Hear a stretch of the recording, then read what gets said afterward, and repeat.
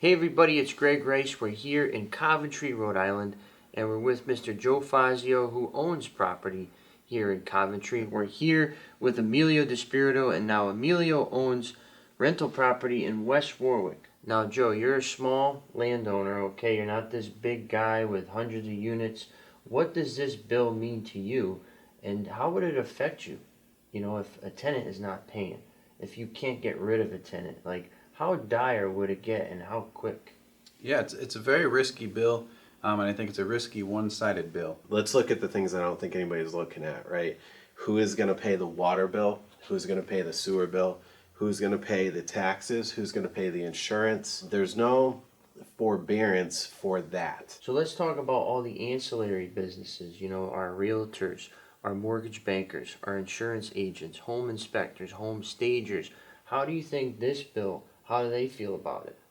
I got to assume they're all on the same page. I think it could be a disaster, and it's a compounding effect. A realtor's going to have a hell of a time selling a property that has a tenant not cooperating, not paying rent.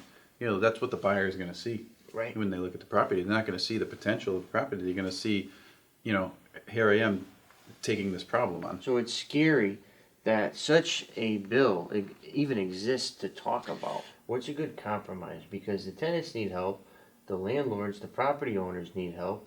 What's a good balance? I like to think that people have the best intentions, and I get it, and nobody wants any tenants out on the street. I think that's a good thing. Nobody wants homeless. Right. I get it, but I think there needs to be a revision in place, and I think there needs to either be a tax forbearance or maybe a grant to cover your taxes, your water bill, all of these utility bills. There's got to be another way. There's got to be some more discussion that they could have, like, you know, some kind of help for the landlords, and then that would allow the landlords to maybe lower the rent, something along those lines. I just feel like maybe they didn't see it from all sides, and I think the bill can be adjusted. The whole thing is these mortgages have to get paid. Right. So, you know, that's why I feel like it wasn't discussed to the full potential, because you're stopping the income. Now you still don't have a resolution for the mortgages that have to get covered. And I'm hoping that our lawmakers see this and are able to make the appropriate changes to make sure everybody is taken care of. Well said. Thank you. Emilio, thank you very much. Joe, thank you very much for your You're time. welcome.